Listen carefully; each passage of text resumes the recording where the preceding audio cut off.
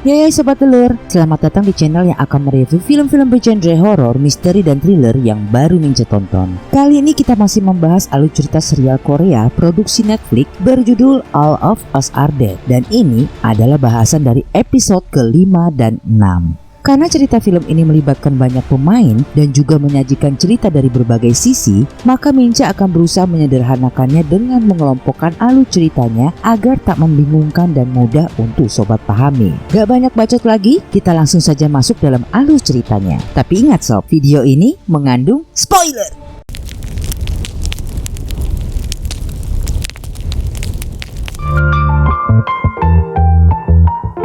Pada episode ke-5 dan ke-6 ini menampilkan para petinggi pemerintahan beserta anggota militer yang sedang mengadakan rapat darurat membahas mengenai serangan zombie di kota Hyosan. Dugaan sementara, serangan virus zombie itu diperkirakan berasal dari radiasi nuklir pangkalan Amerika Serikat. Petinggi pemerintahan sepakat tetap akan menerapkan darurat militer di kota Hyosan dan menutup akses kota Hyosan untuk menahan meluasnya penyebaran virus zombie ke daerah lain dan menyelamatkan orang-orang yang terinfeksi. Adapun untuk menghindari berita-berita hoaks di media sosial yang mungkin dapat menimbulkan ketakutan dan kekacauan di daerah lain seputar bencana yang terjadi di kota Hyosan, maka untuk itu pemerintah akan membatasi jaringan internet di kota Hyosan. Baik, kita beralih ke cerita di dalam gedung sekolah Hyosan dulu sob, di mana pada akhir episode sebelumnya diceritakan bahwa terjadi perkelahian antara Gwinam dan Chongsan di ruang kepala sekolah. Saat itu, Chongsan berlari menghindari kejaran Gwinam ke lorong sekolah. Lalu Gwinam melemparkan sajamnya pada Chongsan. Beruntung sajam tidak menancap ke punggung Chongsan karena hanya terkena handle dari sajam. Chongsan langsung kembali berlari secepatnya dan menyelamatkan diri ke ruang perpustakaan. Ternyata, di dalam ruang perpustakaan juga banyak terdapat siswa zombie, hingga Chongsan harus meladeni serangan Gwinam di atas rak-rak buku. Setelah melalui pertarungan yang sengit dengan Gwinam, akhirnya Chongsan dapat membuat Gwinam jatuh dari rak buku dan siswa zombie pun berkerumun menggigiti Gwinam. Gwinam berteriak meminta tolong pada Chongsan, namun Chongsan tak memperdulikannya dan memanfaatkan kesempatan itu berlari keluar menghindari serangan zombie lainnya, lalu bersembunyi di tempat detektor saluran air pada dinding gedung. Chongsan teringat pada ponsel yang berhasil didapatnya dan segera berusaha menghubungi panggilan darurat. Akan tetapi, ternyata pemerintah sudah membatasi jaringan di kota Hyosan sehingga ponsel yang dipegang oleh Chongsan tak memiliki sinyal. Chongsan kesal dan berteriak sekuatnya karena merasa usahanya mendapatkan ponsel itu sia-sia belaka. Ia teringat pada Onjo yang disayanginya ada di ruang siaran dan merasa harus melindungi Onjo dari serangan zombie. Karenanya, ia memutuskan untuk kembali ke ruang siaran. Namun lagi-lagi, para siswa zombie mengejarnya hingga ia harus kembali bersembunyi di ruang musik. Sementara itu di ruang siaran, Onjo dan kawan-kawan tampak khawatir karena melihat Sohyuk kembali tanpa adanya Chongsan. Onjo menanyakan keadaan Chongsan. Sohyuk mengatakan bahwa ia terpisah dengan Chongsan. Beberapa lama waktu pun berlalu, Chongsan belum juga kembali. Onjo yang makin khawatir dengan keadaan Chongsan akhirnya teringat dengan drone yang pernah dibuat oleh kelas sains. Ia mendapatkan ide untuk mengambil drone itu dan menggunakannya untuk mencari Chongsan. Setelah mereka berhasil mendapatkannya, Jonghyun pun segera menempelkan sebuah note yang memberitahukan bahwa mereka dalam keadaan selamat dan menunggu bantuan di sekolah. Lalu Jonghyun pun segera menerbangkan drone itu dari luar gedung untuk mencari Chongsan.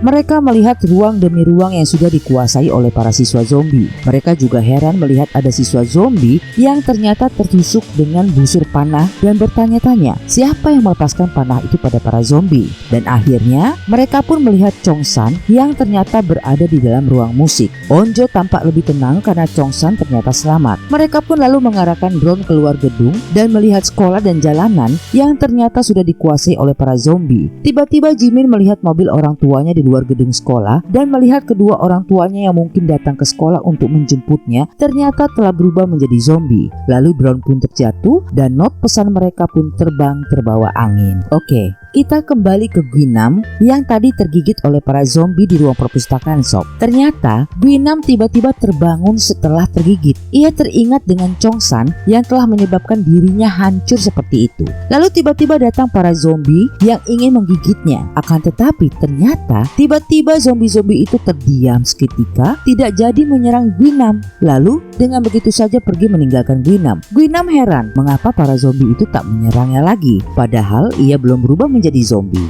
Ia kembali teringat perbuatan Chongsan pada dirinya dan dengan dendam kesumat berniat membalaskan dendamnya pada Chongsan. Ia pun berjalan di lorong sekolah yang terdapat para siswa zombie dengan santai, karena ternyata tidak ada satupun dari siswa zombie itu yang menyerangnya. Ia merasa beruntung karena ternyata ia tidak berubah menjadi zombie setelah tergigit. Adegan kemudian menampilkan rekaman video Guru Lee yang sedang menyampaikan perkembangan percobaannya atas hormon testosteron ciptaannya yang ia beri nama virus Jonas. Guru Lee juga mengatakan bahwa ia juga sudah mempelajari perkembangan virus ini di dalam tubuh manusia, dan jika virus itu berhasil mempelajari dan menguasai pikiran manusia, maka generasi manusia baru akan terbentuk. Maksudnya gini sob, jika virus yang ada dalam tubuh manusia itu dapat menguasai otak manusia dan juga menguasai pikirannya, maka spesies zombie baru akan terbentuk, di mana ia tidak akan mengalami perubahan seperti zombie, tetapi ia masih menjadi seperti manusia biasa. Akan tetapi darahnya tetap mengandung virus zombie dan pikirannya pun akan menjadi lebih ganas dari zombie yang hanya sekedar menggigit untuk menghilangkan rasa hausnya. Dan seperti itulah yang saat ini sedang terjadi pada Guinam. Wow, berarti Guinam ini lebih berbahaya dari zombie itu sendiri ya sob? Oke, kita lanjut. Kita kembali ke ruang siaran sob, di mana Namra tiba-tiba mendapat ide menjemput Chongsan dengan cara memancing para zombie dengan pengeras suara, karena selama ini mereka memperhatikan jika para zombie itu akan berlarian mengejar mangsanya jika mereka mendengar suara, sehingga kemungkinan besar para zombie akan berkerumun di alat pengeras suara jika mereka memutar suara-suara. Saat mereka berkerumun itulah mereka akan menuju ke arah yang berlawanan untuk dapat sampai di tempat Chongsan. Selepas itu mereka akan menuju ke atap gedung sekolah untuk menunggu tim penyelamat datang di sana. Mereka pun segera memberitahu Chongsan melalui pengeras suara agar Chongsan tetap berada di ruang musik karena mereka akan menjemputnya di sana. Chongsan yang mendengar pesan teman-temannya melalui pengeras suara terharu dan berlinang air mata karena ternyata ia masih dapat bertemu dengan Onjo lagi.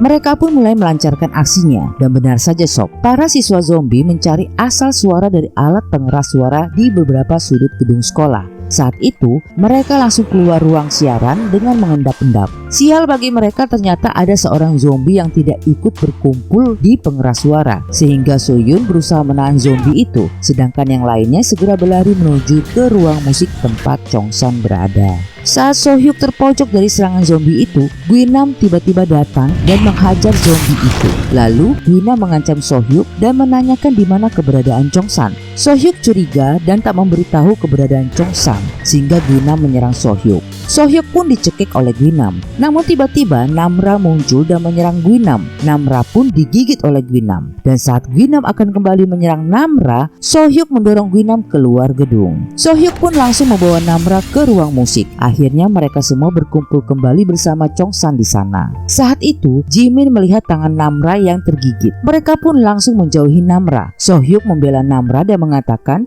bahwa Namra tidak digigit oleh zombie, tetapi digigit oleh Guinam. Chongsan terkejut karena ia melihat sendiri Guinam digigit oleh zombie saat berkelahi dengannya di ruang perpustakaan. Sohyuk bersikeras bahwa Guinam tidak berubah menjadi zombie karena saat itu Guinam masih mengenali Sohyuk. Chongsan tetap ngotot akan melemparkan Namra keluar jendela, tapi Sohyuk tetap membela Namra. Hingga akhirnya Namra mengambil jalan tengah dengan duduk di jendela, dan apabila ia merasa dirinya mulai berubah, ia akan melompat sendiri keluar jendela. Sohyuk tetap melindungi Namra di jendela dari serangan tiba-tiba Chongsan. Namra mengakui ia merasa mulai haus dan tergiur saat melihat leher Sohyuk. Chongsan langsung memukulkan kursi yang dipegangnya ke arah Namra, namun dihalangi oleh badan Sohyuk. Sohyuk akhirnya mengikatkan tangannya dengan tangan Namra dan memberitahu teman-temannya bahwa kini apabila Namra berubah menjadi zombie, maka Sohyuklah yang pertama kali akan diserang Namra. Wow, so sweet sob.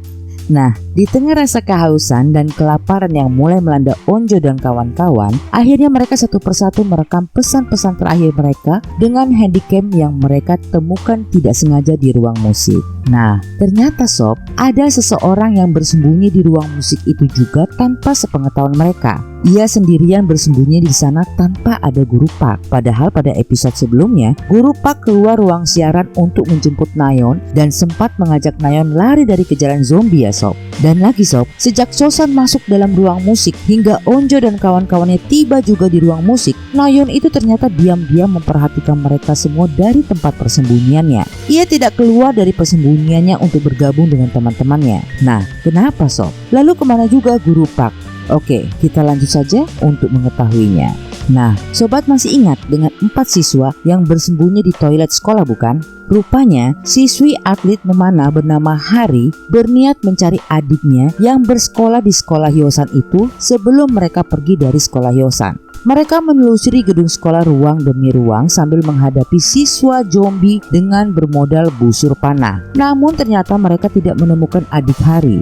Oh ya, adik Hari ini ternyata adalah salah satu siswa yang saat ini berada dalam kelompok Onju yang saat ini masih berlindung di ruang musik. Oke, kita lanjut. Sekarang kita beralih pada cerita di luar gedung sekolah sob. Yaitu pertama kita ke Detektif J.Ik dulu, dimana pada episode sebelumnya Detektif J.Ik ini dan anggotanya akan menuju ke Badan Penanggulangan Bencana Nasional untuk meminta bantuan mengambil laptop Guru Lee di ruang laboratorium sekolah Hyosan. Mereka menyusuri jalan dengan berusaha menghindari kejaran zombie. Hingga saat mereka terpojok, dengan terpaksa mereka harus masuk ke restoran Ibu Chongsan. Di sana mereka menemukan bayi dan ibunya siswi sekolah Hyosan yang terikat dan telah berubah menjadi zombie. Detektif J.Ik mengerti bahwa sang ibu menyadari ia akan menjadi zombie, sehingga ia mengikat dirinya sendiri agar tak memangsa bayinya. Detektif J.Ik sangat sedih memikirkan keadaan itu. Ia dan anggotanya berencana akan membawa bayi itu bersama mereka. Saat mereka berusaha melanjutkan perjalanan dengan menggunakan motor milik Ibu Chongsan yang berada di luar toko, tiba-tiba langkah mereka terhenti karena ada seorang anak kecil yang dikejar zombie menghampiri mereka. Akhirnya, mereka pun harus kembali ke dalam restoran untuk menyelamatkan anak itu. Nah, sekarang kita beralih pada keadaan Ayah Onju, di mana Ayah Onju beserta anggota dewan pada episode sebelumnya telah sampai di atap gedung balai kota dan melihat helikopter tim penyelamat datang mengarah ke gedung balai kota. Ternyata mereka beruntung sob. Tim penyelamat itu melihat mereka setelah Ayah Onjo menyalakan asap SOS. Helikopter pun mendarat dengan aman dan Ayah Onjo beserta sejumlah anggota dewan dapat diselamatkan untuk selanjutnya dibawa ke tempat karantina kota. Dari atas helikopter mereka melihat kota Hyosan yang sudah kacau balau. Mereka dibawa ke penjara terbengkalai di sebuah pulau di pinggir kota Hyosan yang telah dijadikan tempat karantina warga kota Hyosan. Mereka juga harus terlebih dahulu melakukan serangkaian tes, baik tes COVID maupun tes bebas dari virus zombie, yang ternyata memerlukan waktu lama dalam menunggu antriannya. Selama menunggu antrian itu, mereka dimasukkan ke ruang penjara yang dialihfungsikan sebagai tempat karantina. Dan untuk itu, mereka harus mengantri yang tidak tahu kapan tiba gilirannya. Ayah Onjo terus memikirkan keadaan Onjo dan berpikir akan mencari cara untuk keluar dari tempat itu. Nah, saat 2 orang petugas sedang mengantarkan makanan, ia melumpuhkan petugas lalu menyamar dengan pakaian petugas itu. Ia pun berhasil keluar lingkungan penjara dengan mengelabui petugas lainnya. Namun sayang, tindakannya diketahui dan Ayah Onjo pun dikejar dengan hujan peluru. Namun ia berhasil melompat ke lautan. Namun sayang lagi sob, ternyata ia terkena serempet peluru. Lalu episode kelima dan keenam pun di end. Well sob, semakin bikin penasaran saja alur ceritanya. Pantengin terus di sini karena kita akan mengetahui cerita selanjutnya pada episode-episode berikutnya yang akan segera muncul up. Atau cek di playlist atau klik linknya di deskripsi untuk episode selanjutnya atau sebelumnya. So, jika kamu penggemar film-film bergenre horor, misteri atau thriller, berarti sobat tepat sudah mampir ke sini. See you.